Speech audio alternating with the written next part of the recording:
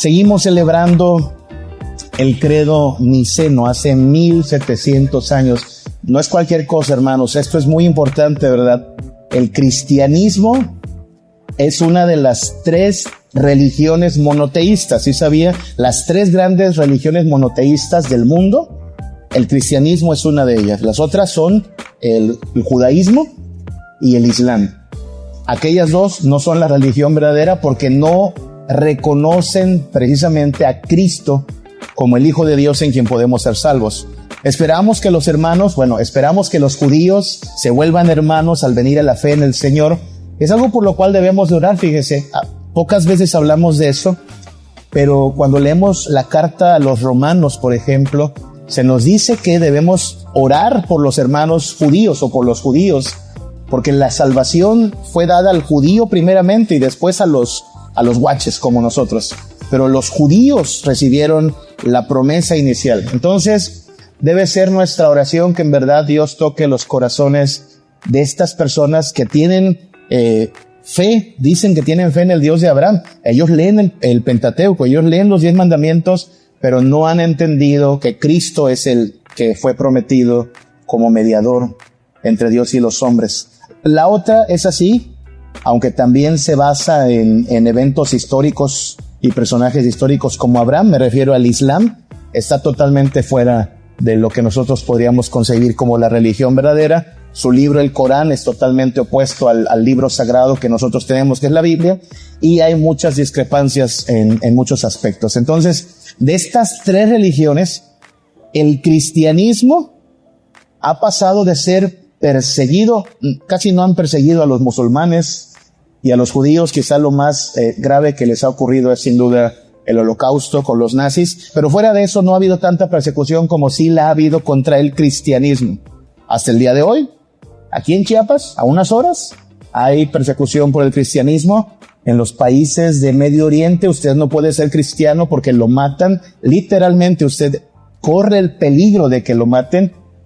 Hermanos, hoy, como les he contado en otras ocasiones, se han congregado en la clandestinidad. Esto que estamos haciendo esta noche es imposible de hacer en Corea del Norte, hermanos, es imposible de hacer en Irán o incluso en Egipto, donde hace todavía unos años mataron a hermanos nuestros solo por ser cristianos. Entonces, cuando decimos que hay 1700 años de una fe común que los cristianos se pusieron de acuerdo y dijeron, esto creemos, nosotros creemos que solo es obra de Dios que una comunidad pueda sobrevivir 1700 años como lo ha hecho el cristianismo, mucho más por supuesto que esto.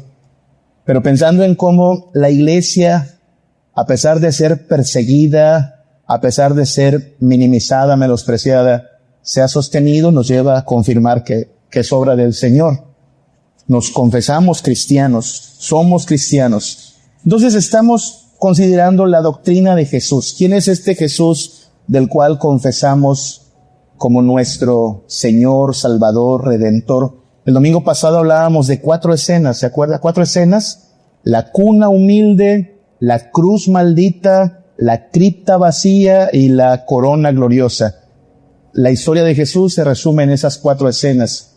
Las primeras 2 son de humillación. Él nace en humildad en esta cuna, el pesebre. Él muere por nuestros pecados en esa cruz horrenda. Pero al tercer día, la cripta está vacía, el Señor se levanta victorioso y hoy reina en gloria junto al Padre. Así lo afirmamos en el credo, ¿no?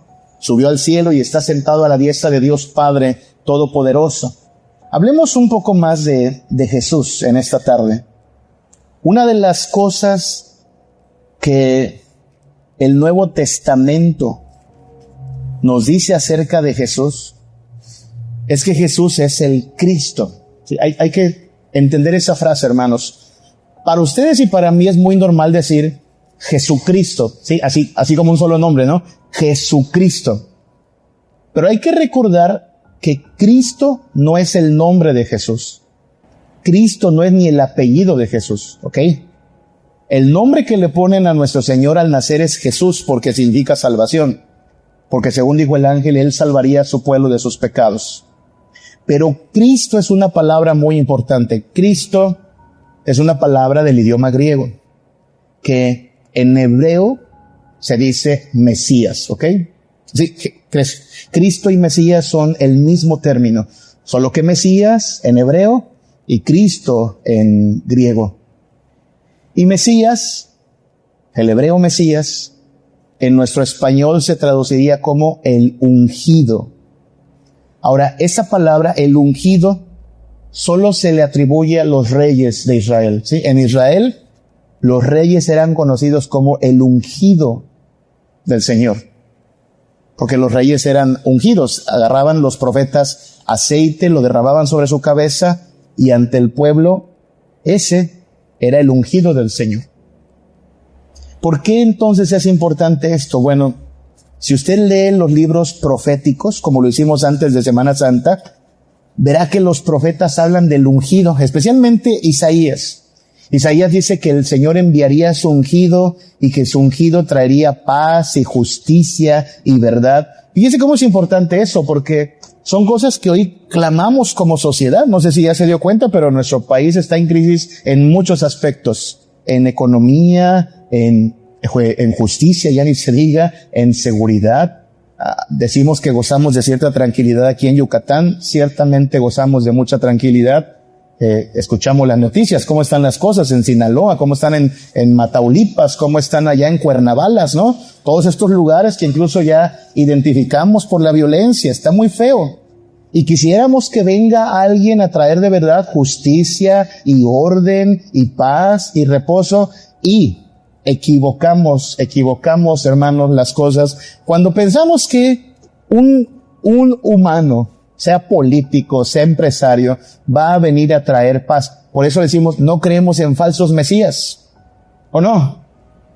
Ningún político, ningún líder, y mire que no estoy hablando de partidos, nadie del partido que sea, del color que sea, puede traer salvación, justicia, paz y seguridad. Solo ha habido uno, y ese es Jesucristo. Él es el Mesías. Por eso cuidamos mucho de no aplicar ese concepto a otras personas. De esto habló Cristo, ¿se acuerda? Se levantarán falsos cristos, falsos mesías. Y parece que de tiempo en tiempo se levantan, sí, personajes que prometen utopías y prometen el cielo y las estrellas, pero terminan siendo fanatismos infundados. No así con Jesucristo. Jesucristo llega y nace de hecho como rey, ¿se acuerda? Es conocido el pasaje de Mateo donde una estrella anuncia a Jesús y llegan estos sabios de Oriente preguntando, ¿dónde está el rey? ¿Dónde está el rey de los judíos? El rey, el ungido, el Mesías. Y para cuando muere Jesús, ¿se acuerda? A manera de burla, pero la burla resultó irónicamente ser verdad.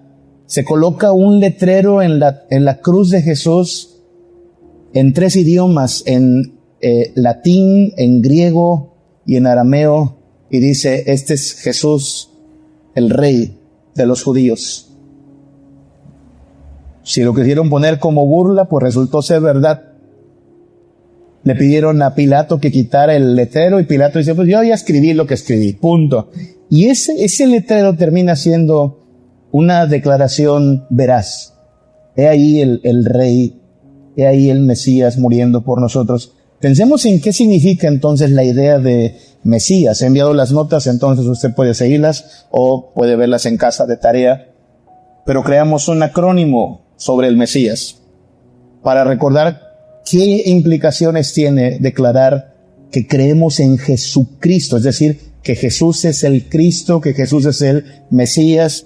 Y para en verdad, a 1700 años de tener esta fe común, resumida ya en Nicea, podamos, no quiero usar la palabra orgullo, porque ya sabe que el orgullo no es bueno, ¿no? Pero sí con honor decir, soy cristiano. No me da miedo decir que soy cristiano. A los feministas no les da problema decir que son feministas. A los LGBT no les da problema decir que son pro LGBT. A los abortistas no les da miedo decir que son abortistas. A los comunistas no les da miedo decir que son comunistas. Porque a los cristianos nos debiera de dar algo de espanto, miedo decir soy cristiano. Si muchos con orgullo promueven sus ideologías, ¿por qué nosotros habríamos de reprimir, no nuestra ideología. Esto no es una ideología, sino el mensaje de verdad que cambia vidas, que restaura no solo familias, sino naciones enteras. Hoy que estamos viendo pues ciertos disturbios en nuestra nación, hay que entender que si tan solo en nuestra nación se invocara el nombre de Cristo veríamos muchos cambios, pero para eso estamos aquí, para proclamar a Jesucristo y para proclamar al mundo, al menos en esta nación, que hay un mediador, que hay un Salvador y que es Jesucristo. De hecho, podemos comenzar por ahí. Si Jesús es el Mesías, hay que entender que este Mesías, este Rey, este Salvador, viene como mediador. Si algo hay que decir de Jesucristo, cuando decimos en el credo que creemos en Jesucristo, su único Hijo, Señor nuestro, hay una frase que dice que por nosotros y nuestra salvación bajó del cielo. ¿Nota eso? O sea, no bajó del cielo por una agenda centrada en un proyecto tiránico, despótico, sino para bendecirnos, para ser nuestro mediador. Primera de Timoteo 2:5 dice que hay un solo Dios y un solo mediador entre Dios y los hombres. Jesucristo, hombre. Aquí es donde comienza lo difícil del cristianismo, hermanos. De hecho, aquí es donde comienza lo odioso del cristianismo para el mundo. No sé si ya se dio cuenta, pero en el mundo hay lugar para todas las religiones, menos para el cristianismo. Siempre cuando se va a juzgar alguna religión de fanática, ¿a quién se juzga? No a los musulmanes, no a los budistas, a los cristianos. Si se habla de fanatismos y se habla de ideas ya anticuadas, son los cristianos, siempre los cristianos. ¿Por qué razón? Bueno, es que los cristianos somos los únicos que sostenemos que hay solo un camino, ¿sabe? Todas las demás religiones coinciden en que, bueno, hay lugar para todos los pensamientos, vivimos en una época de pluralidad, todos los caminos llevan al mismo Dios, y ahí es donde nosotros los cristianos decimos, bueno, no precisamente. Hay un solo Dios y un solo mediador. ¿Estás diciendo entonces que la gente que pone su esperanza en Buda entonces está mal? Eso estoy diciendo. ¿Estás diciendo entonces que la gente que pone su esperanza en la guadalupana está mal? Eso estoy diciendo. Y no lo digo con la arrogancia de un fariseo diciendo, solo yo tengo la razón. No, lo digo afirmado en la palabra de Dios. Hay un solo mediador. Y más nos vale y más nos conviene venir a Él, porque fuera de Él no hay salvación. ¿Se acuerda? En ningún otro hay salvación, porque no hay otro nombre debajo del cielo dado a los hombres en quien podamos ser salvos. No, pero yo quiero tener mi fe. No, es que no puedes tener la fe que se te antoje. O sea, tal como usted no, porque está enfermo, va y agarra cualquier medicina en la farmacia. Usted no hace eso, ¿sí? Usted no dice, bueno, tengo un dolor de cabeza, dame algo para la gripa, ¿no? Da igual, no da igual. Tiene que ser la medicina oportuna para su problema de salud. Usted no se echa cualquier medicina diciendo, pues medicina es medicina, ¿no? No te aplicas una quimioterapia para una gastritis, ¿verdad que no? Bueno, entonces no puedes aplicar cualquier religión para nuestra condición de pecado. Solo un hombre ha bajado del cielo a redimirnos del pecado y es Jesucristo. Y hay que advertirlo. Todo aquel que no tenga su esperanza, su fe puesta en Cristo Jesús, el único mediador, acaba mal. No puede salvarle. Buda no le puede salvar. Mahoma no le puede salvar. Juan Diego y la Guadalupana no le puede salvar. El nuevo Papa tampoco le puede salvar.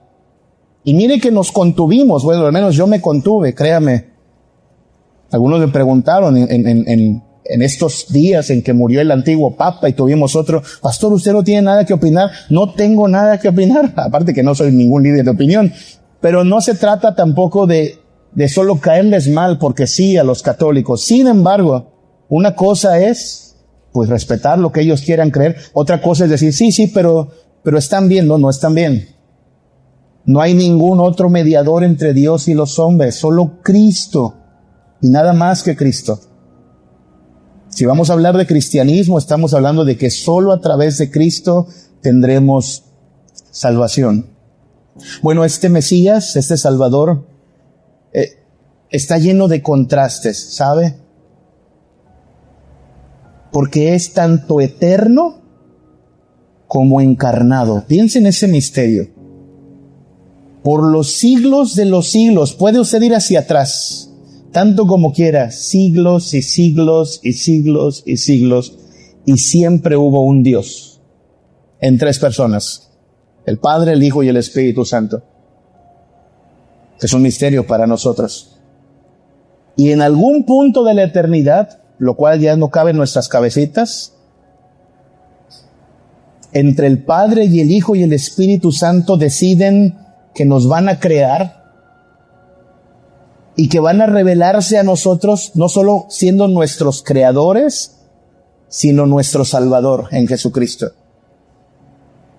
Así es que aquel que en la eternidad era uno con el Padre y el Espíritu Santo, una noche en Belén aparece llorando como un bebito y necesita ser cubierto en pañales y necesita ser amamantado. Siempre pensamos esto en Navidad, no sé si usted lo piensa, ¿cómo se ha de haber sentido María al tener en sus manos un bebecito, un pedacito de carne?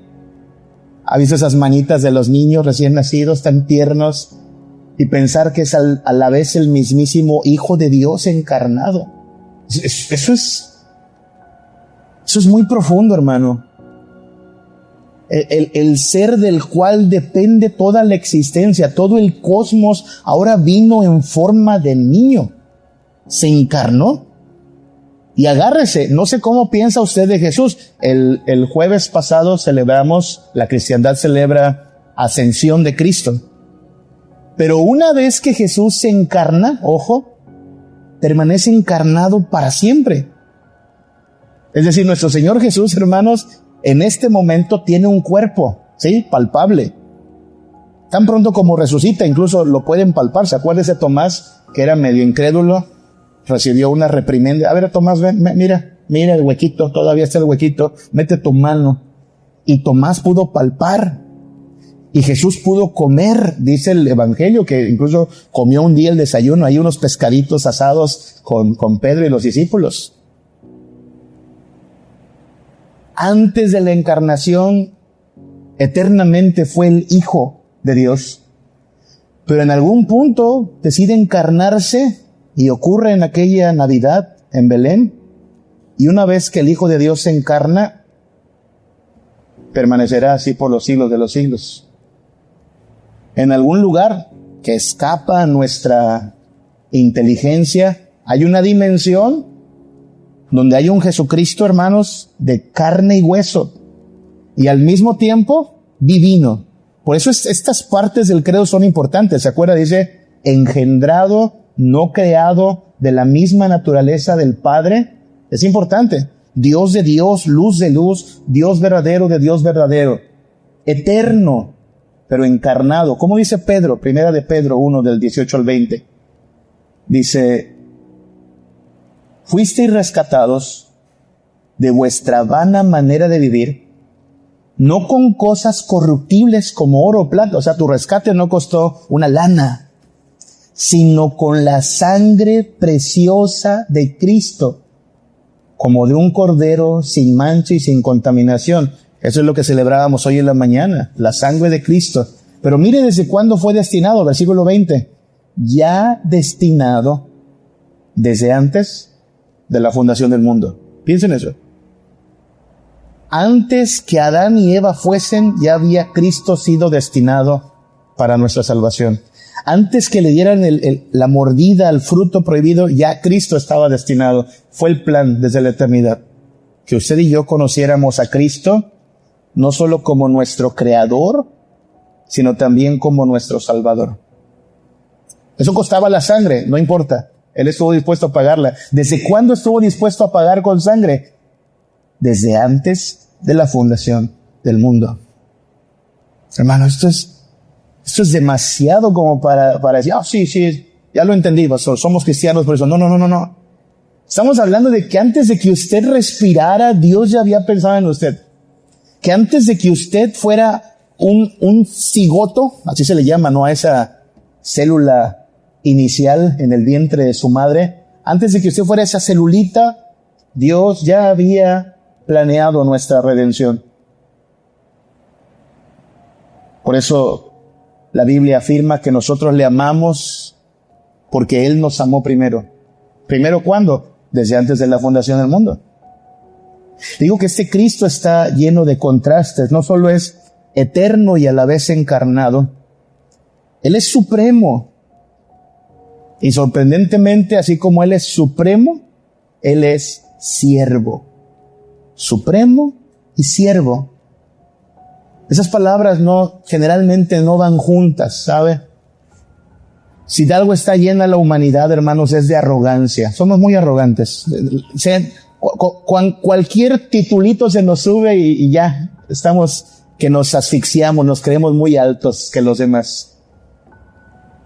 Somos dados a la arrogancia, al orgullo, a la vanidad, a la vanagloria, al protagonismo, a darnos aires de grandeza. Alguien decía, abundan las historias de seres humanos que quieren volverse dioses. En verdad abundan, hermanos. Historias de humanos que se quieren volver dioses. Pero el cristianismo es la única religión que habla de un Dios que se vuelve humano. Que alguien que estaba en el nivel máximo de supremacía y de gloria decide bajar, no para ser servido, sino para servir. Filipenses 2, del 6 al 8, miren lo que dice. Siendo en forma de Dios, no estimó el ser igual a Dios como cosa a que aferrarse, sino que se despojó a sí mismo, tomando forma de siervo, hecho semejante a los hombres.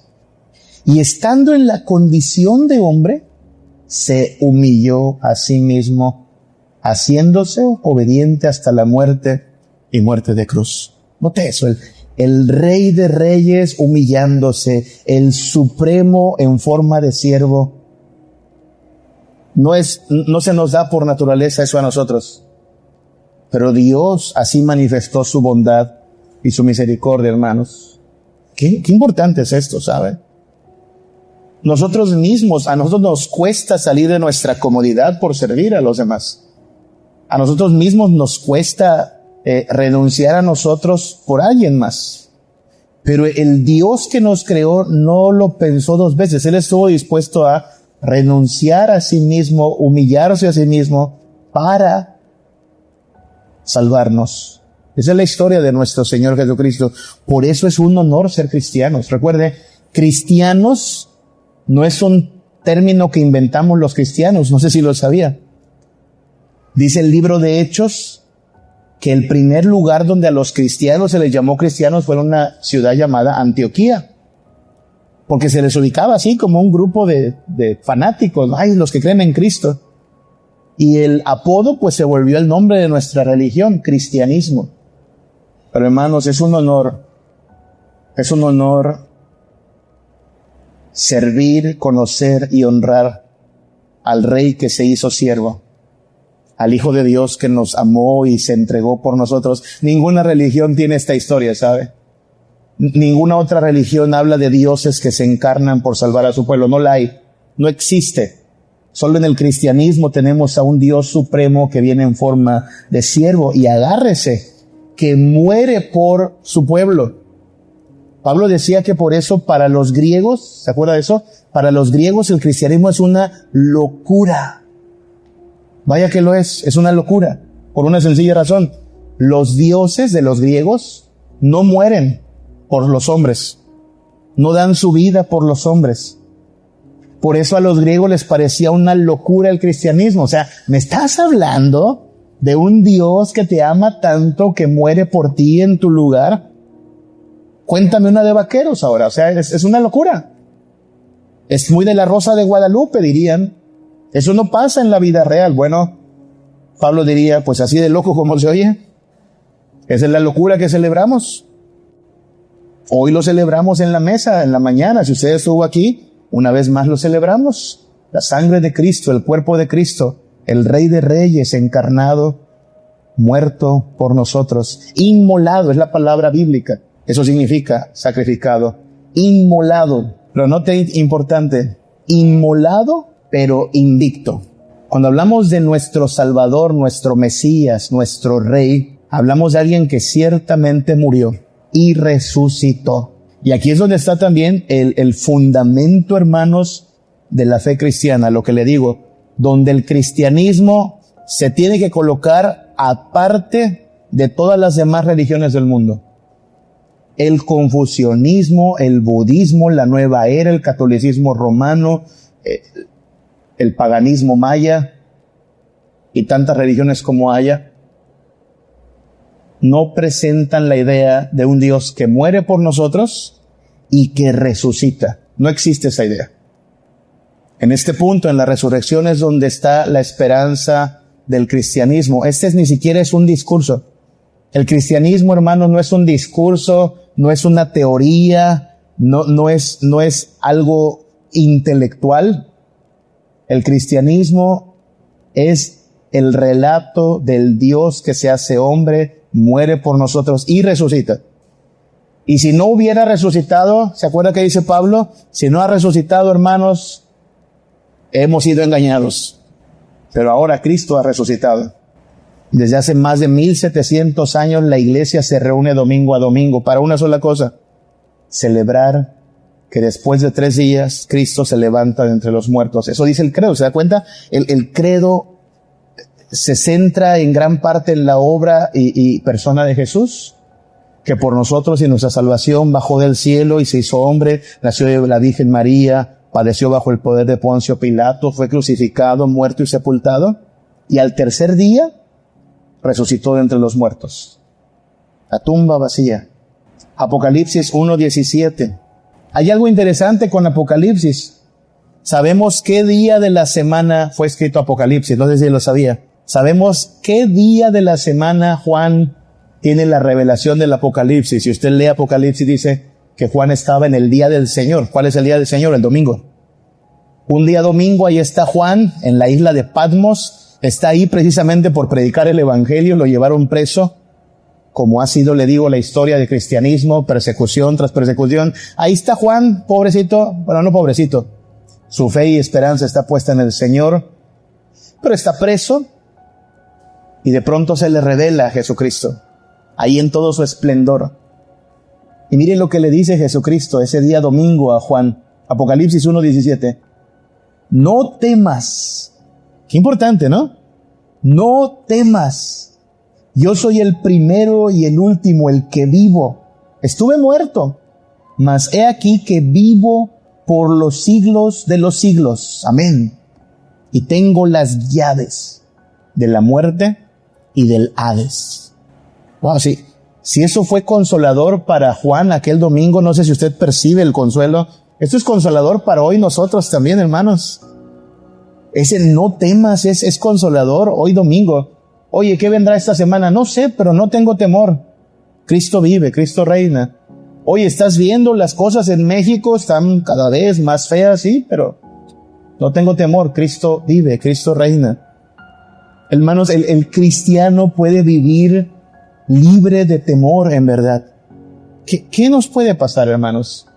Si la muerte está vencida, si nuestro Señor y Salvador se levantó de la tumba con poder, hermano, ¿a qué le podríamos tener miedo esta noche? ¿Qué podría ser realmente espeluznante, aterrador, horrorífico, como para que usted no pueda dormir esta noche? Esta victoria de Cristo, este Cristo invicto, disipa el temor, la angustia. No estoy diciendo que nuestros problemas no sean reales, y no estoy diciendo que nuestros dolores no sean reales, hermanos, pero la certeza de la resurrección lo cambia todo, hermanos. Eso lo cambia todo. La muerte no será pérdida, será ganancia. En Cristo tenemos esperanza viva, firme. Porque si Él se levantó de los muertos, entonces también nosotros tendremos una resurrección victoriosa. Me encanta la frase de Jesús, Apocalipsis 1:17. El que vivo, estuve muerto, mas he aquí que vivo por los siglos de los siglos, forever and ever. Y mire qué frase más bonita, tengo las llaves. Esa frase es importante. Tengo las llaves. Recuerden, las llaves es el control. No sé por qué la gente piensa que San Pedro tiene las llaves. Es tonterías que la gente inventa, ¿no? Las llaves las tiene Cristo. Las llaves de la muerte y el de lo que está diciendo es, yo tengo control sobre la muerte y el sepulcro. Eso significa el Hades, el sepulcro. Así es que, hermanos, hoy domingo, como Juan también recibió esta revelación en domingo, esto lo cambia todo. Podemos dormir en paz. Y el resto de la semana también podemos dormir en paz. Este Cristo Jesús ha venido a cambiar nuestras tinieblas en luz, nuestro luto en fiesta. De hecho, es el Dios de nuestra alegría. Si algo conocemos a través de Cristo, hermanos, es la alegría, el gozo. No la clase de gozo que es así de temporada, o que depende de una sustancia, o de una compra, o de una experiencia pasajera. No, alegría verdadera. Cristo vino para que seamos felices, hermanos. No nos dé miedo aceptar esa realidad. Lo que todos los seres humanos queremos es ser felices. Todos queremos ser felices. Todos anhelamos felicidad. Y no hay nada de malo en eso, ¿sabe? Dios nos creó para ser felices. Dios nos creó para gozar. ¿Se acuerda? El fin principal del hombre es glorificar a Dios y gozar. Pero gozar de Él. La catástrofe del hombre vino cuando quiso ser feliz, separado de Dios. Eso no se puede. Pero Cristo viene a reconectarnos con Dios, la fuente de alegría. Y por eso podemos regocijarnos en el Señor. En una sola frase lo decía Pablo a los Filipenses 4:4, ¿se acuerda? Regocijaos en el Señor siempre. Otra vez digo, regocijaos. Y recuerde que la palabra regocijarse es como gozarse, pero en modo bucle, ¿no? Gócese y gócese y gócese y gócese y vuelvas a gozar. Ya se gozó, pues siga gozándose en el Señor. Siempre. Siempre. Claro. Por hoy nuestro gozo es un poquito agridulce, ¿no? O sea, estamos de acuerdo en que en Cristo tenemos gozo, sí, pero nos preocupan ciertas cosas. Mañana tendrá su propio afán, cada día traerá su propio mal. Entonces, nuestro gozo es todavía una mezcla de alegría y gemir. Pero hermanos, cada vez estamos más cerca del día en que se acabe el gemir y solo tengamos gozo. Un domingo más que nos congregamos. Por eso los estamos contando este año, ¿sabe? Van 22 domingos de este año. Teniendo esta conciencia, un domingo más aquí en la tierra es un domingo más cerca del retorno de Cristo. No sabemos cuánto falta para eso, pero sí sabemos esto. Todas las parábolas de Jesús, las que hablan del reino, terminan con un rey diciéndole a sus súbditos, bien, buen siervo fiel, entra en él gozo de tu Señor, alegría, delicias a su diestra para siempre. Eso es posible en Cristo Jesús y solo en Cristo Jesús. Por eso no creemos en el humanismo. Tenga cuidado con el humanismo. Escucho a los humanistas, filósofos, psicólogos, gente que se dedica al coaching motivacional diciendo, el único deber del ser humano, ¿has escuchado lo que dicen? El único deber del ser humano es ser feliz. Eso dicen los humanistas. Yo digo que amén. La pregunta es, ¿dónde encontrarás esa felicidad? Si no es en Cristo, nunca la hallarás. Cristo es la fuente de ese gozo y de ese reposo. Reposo. Volveremos muy pronto a estudiar otra vez el libro de Hebreos. ¿Se acuerda de qué habla Hebreos? Hebreos habla precisamente de que vamos al reposo eterno, al Shabbat. Eso significaba para los judíos el término Shabbat, reposo. Según a los Tesalonicenses 1:7 dice así: y a vosotros que sois atribulados, daros reposo con nosotros cuando se manifieste el Señor Jesús desde el cielo con los ángeles de su poder. ¿Nota eso? Cristo vino, de hecho, a darnos reposo. Él dijo: vengan los que estén trabajados y cansados, yo os haré descansar. Vino a darnos reposo. Por su llaga somos curados. En su luz hemos visto la luz. El hambre del alma por fin es aliviada, porque Él es pan de vida y agua que sacia la sed del alma. En Él tenemos reposo. Por eso este día es importante, hermanos, y por eso usted hace bien en congregarse. Porque este día nos sirve para reorientar la vida, ¿sabe? Es muy fácil ahogarse en los afanes de cada día y cada semana, y este día nos sirve como una especie de brújula espiritual para decir: todo lo que hoy nos causa problema, todo lo que hoy duele, arde, lastima, preocupa, no va a ser perpetuo. Nosotros tenemos la mirada puesta en Cristo. Esperamos a Cristo. De hecho, lo confesamos, ¿verdad? De nuevo vendrá con gloria a juzgar a los vivos y a los muertos, y su reino no tendrá fin. Y creo en la resurrección de la carne y la vida perdurable.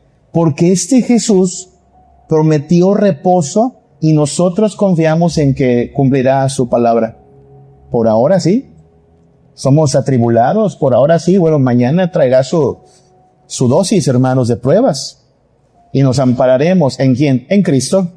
Y clamaremos. ¿A quién? A Cristo. Él nos ha sostenido, Él nos va a sostener hasta que vuelva por nosotros. Pero esa es la esperanza. Hay reposo en Él.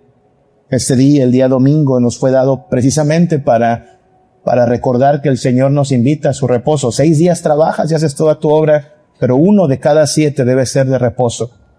Para acordarnos, ¿se acuerda? Que no solo de pan vive el hombre, sino de toda palabra que sale del Señor. Que no fuimos creados para hacer de este mundo nuestro tesoro. Nuestro tesoro está en los cielos. Y para que entendamos que en ningún otro lugar y no hay otro mediador en quien podemos ser salvos, sino solo en Cristo. Eso es lo que significa ser cristianos, hermanos.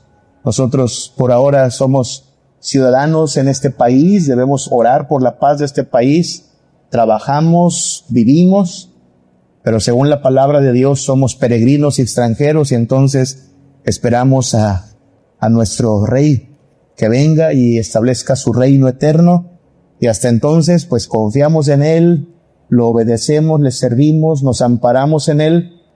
Él es nuestra alegría, Él es nuestro reposo, Él es nuestro mediador, y damos gracias a Dios por lo que hace, lo que hizo y lo que hará por su pueblo. Demos gracias al Señor. Vamos a orar a nuestro Padre y pidamos que esta semana nuestro buen Jesucristo nos siga amparando y cuidando. Oremos a nuestro Dios. Padre, gracias por enviar a tu Hijo.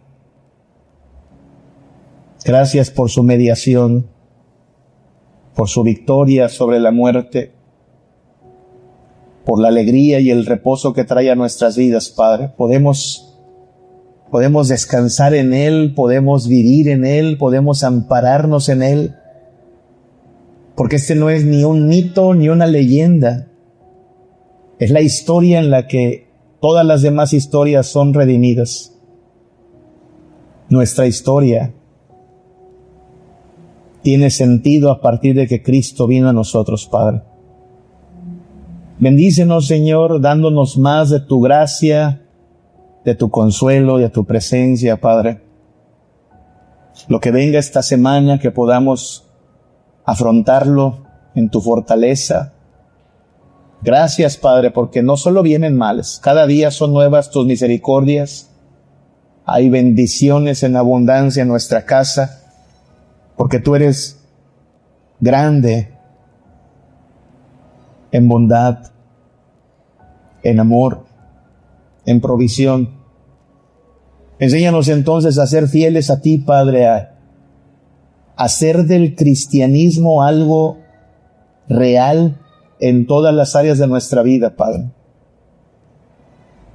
Que lo que hacemos en familia, en el trabajo, en nuestros proyectos, en el matrimonio, en nuestra forma de conducirnos, refleje que somos tuyos, que creemos en Jesús, que le amamos y que Él es nuestro gran tesoro. Bendícenos, Señor.